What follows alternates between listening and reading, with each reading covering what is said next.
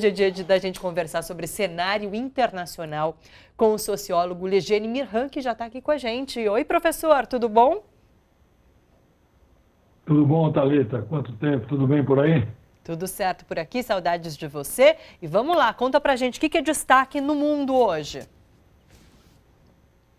Obrigado, Thalita. Saudades também. Então, eu queria, nesses 10 minutinhos aqui, fazer uma pequena introdução sobre esses nossos comentários semanais, né, que nós, de agora em diante, serão todas as semanas 15 e 30, né? Um esforço aí de popularizar a política internacional de forma didática e tentar construir uma corrente de pensamento marxista em relações internacionais. Por isso, eu agradeço muito ao seu trabalho, né?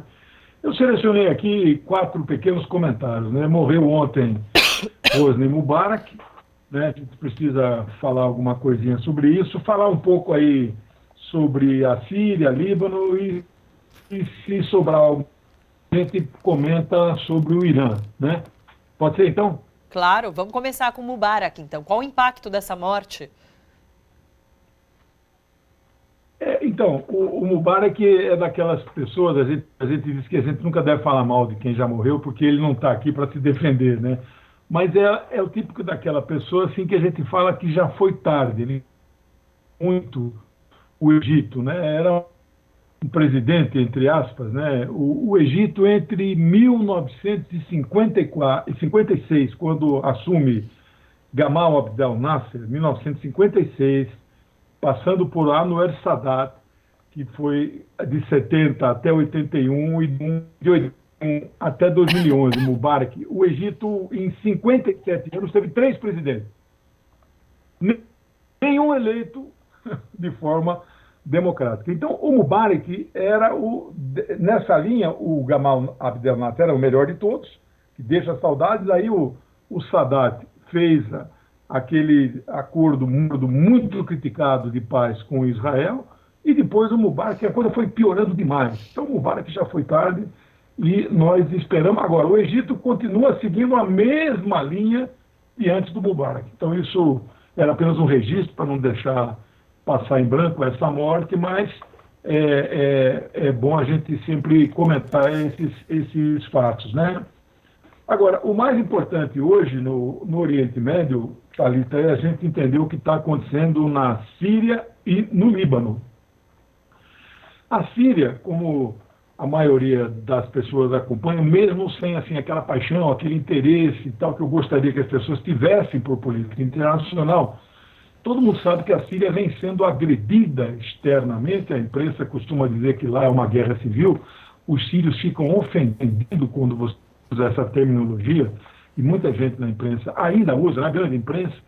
A Síria vem sendo agredida de fora para dentro. Não há uma guerra civil na Síria. Há um ataque externo financiado pela Arábia Saudita, pelos Estados Unidos, e até com interesses estratégicos por parte de Israel para derrubar de um Estado laico, soberano, não é, que consegue enfrentar o imperialismo. Então, tudo se fez para derrubar o governo do Dr. Bashar al-Assad na Síria. Já foram 9 anos, começou em março de 2011, com a chamada Primavera Árabe, que a gente sempre põe entre aspas.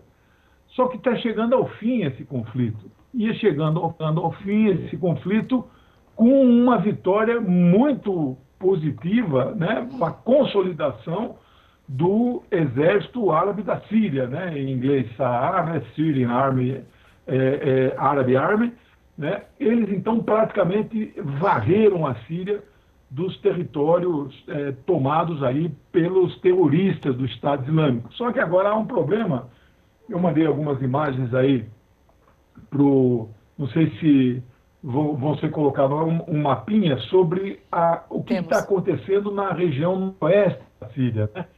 A Turquia resolveu invadir a Síria, né, no noroeste, exatamente na última parte, dominado por alguns grupos terroristas, que a imprensa chama de rebeldes.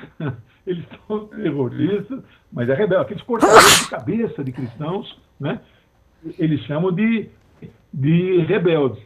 Então, eu não sei se está no ar o mapinha. Sim, estamos com o mapinha no ar, dá para a gente ver certinho sobre o que você está falando, sim.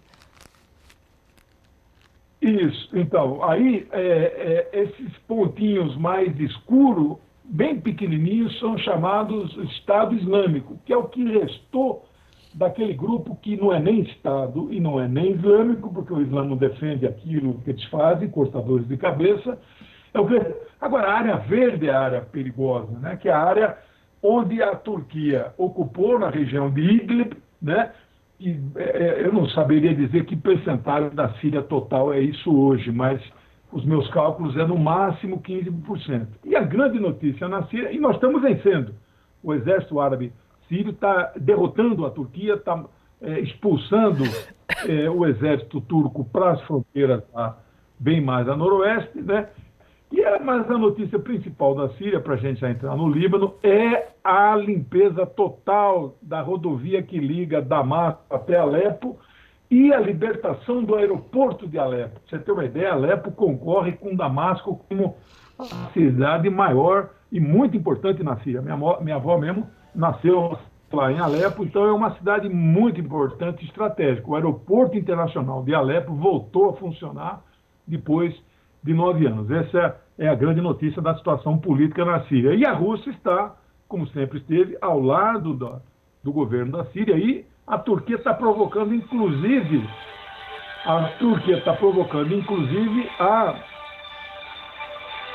Opa, tocando o celular. Tocou aqui no telefone, só... Não tem problema. Pronto. Obrigado. A Turquia chegou a agredir soldados, né, russos. Isso pode criar um conflito muito maior para a Turquia.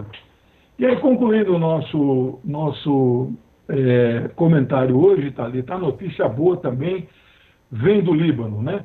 Qual é a notícia boa que vem do Líbano? O Líbano está vivendo uma crise econômica muito grande, que nós também estamos acompanhando. Está afundado, o Líbano corre o risco de quebrar, literalmente, enquanto país. A gente sabe que nações, países inteiros não quebram, mas eles vão à falência, né?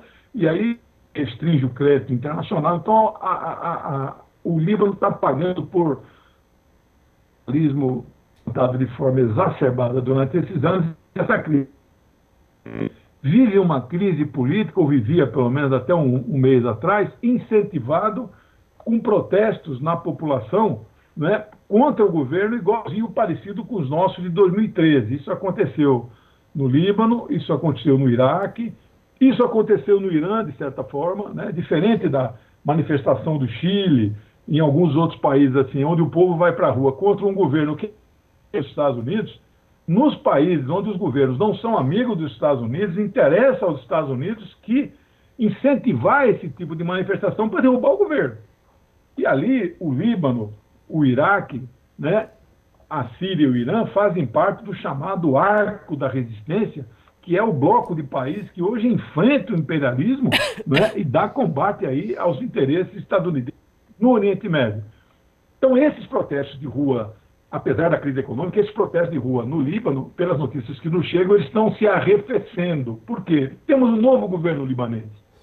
Depois de um certo tempo, um governo que é um governo, o primeiro-ministro Hassan Diab é um sunita, né?